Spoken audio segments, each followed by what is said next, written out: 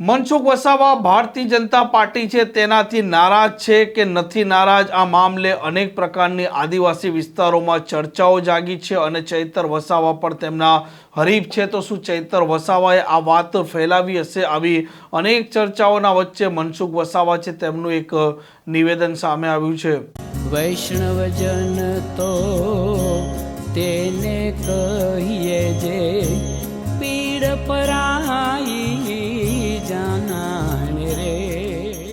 નમસ્કાર, આપ જોઈ રહ્યા છો નવજીવન ન્યૂઝ અને હું છું આપણી સાથે તોફિક ગાંચી. નર્મદાનું જે પ્રકારનું વર્તમાન સમયનું રાજકારણ છે, આમ આદમી પાર્ટી, ભારતીય જનતા પાર્ટી અને કોંગ્રેસ ત્રણેય વચ્ચે ટક્કર છે. તેમના ઉમેદવારો ઊભા રાખ્યા છે અને ભાજપ તેમના ઉમેદવારોને જીતાડવા માટે અને તેમની જીત છે તે પાકી કરવા માટે સતત સભાઓ ગજવી રહ્યા છે. જ્યારે આમ આદમી પાર્ટીના ધારાસભ્ય ચૈતર વસાવા પણ નર્મદામાં અલગ અલગ જગ્યાએ જઈ રહ્યા છે અને તે પણ સભાઓ ગજવી રહ્યા છે. જ્યારે કોંગ્રેસ છે તેમનો સાયલેન્ટ પ્રચાર છે અને તે પણ તેમના ઉમેદવાર છે તેમને જીતાડવા માટે મેદાને છે. અને એક ચર્ચા ઉઠવા પામી હતી કે મનસુખ વસાવા ભાજપની સભાઓમાં નથી દેખાઈ રહ્યા, તો શું તે ભારતીય જનતા પાર્ટીથી નારાજ છે? શું મનસુખ વસાવાની દીકરીને ટિકિટ ન મળતા તે સભાઓમાં નથી દેખાઈ રહ્યા તે કારણ હોઈ શકે? અને તેના વચ્ચે તેમણે એક મોટો ખુલાસો કર્યો છે. ભારતીય જનતા પાર્ટીની સાથે જ છે. 1982 થી ભાજપની સાથે શું મને સરકારે ઘણું બધું આપ્યું છે. 95 રાજપીપળા વિધાનસભામાં મને ભાજપ જીતાડી અને કેશુભાઈની સરકારમાં મંત્રી બનાવ્યો. Cottage industry, fisheries, tribal department જેવું આપ્યું અને 98 થી સતત પાર્ટી ઓપન સીટ છે ભરૂચ લોકસભા, સામાન્ય સીટ છતાં આદિવાસી ઉમેદવાર મને પ્રોજેક્ટ કરે છે. 7 ટર્મથી સંસદ સભ્ય બનાવે છે અને નરેન્દ્રભાઈ મોદીની સરકારમાં મને પ્રથમ વખત પ્રધાનમંત્રી બન્યા ત્યારે એમણે મને સાથે મંત્રી તરીકે સાથે લીધો છે.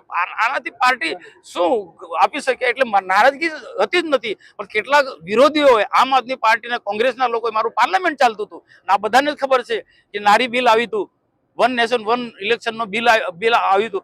એના કારણે મારે 5 દિવસથી દિલ્હી રોકાણ થયું. હું એકલો બધા જ સંસદ સભ્યો હતા, તો એનો ખોટી રીતના કેટલાક લોકોએ અપપ્રચાર કર્યો, એની મેં વાત કરી છે. સાહેબ, શું પ્રચાર કરતા હતા આપના વિશે, આપની દીકરી વિશે? આપણે એક દાખલો આલ્યો ભાઈ કે મનસુખભાઈની દીકરીને ટિકિટ નથી મળી એટલે મનસુખભાઈ સખત નારાજ છે, એટલે પ્રચારમાં નીકળતા નથી. આ ખોટી વાતો કરે છે, બધા લોકો જાણે છે.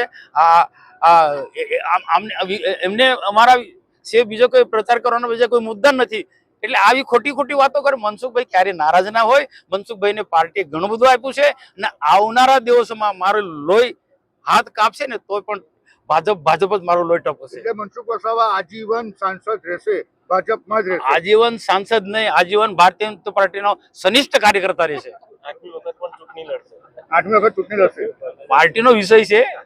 જે પણ કોઈ ઉમેદવાર હશે આ ભરૂચ લોકસભામાં ગમે તે પાર્ટી આપશે એને જીતાડવાની મનસુખભાઈ વસાવાની જવાબદારી છે. આ મનસુખ વસાવાએ સ્પષ્ટતા કરી દીધી છે કે આવનારી જે લોકસભાની ચૂંટણી છે તેમાં તે દાવેદારી નથી નોંધાવવાના, એટલે કે રાજકીય તે સંન્યાસ લેવાના છે. જો કે ચૈતર વસાવા છે તેમના માટે હવે મનસુખ વસાવાની ગેરહાજરીમાં મોકળું મેદાન ઊભું થાય તો પણ નવાઈ નહીં. આ પ્રકારના સમાચાર માટે નવજીવન ન્યૂઝ ચેનલ સાથે જોડાયેલા રહો. નમસ્કાર.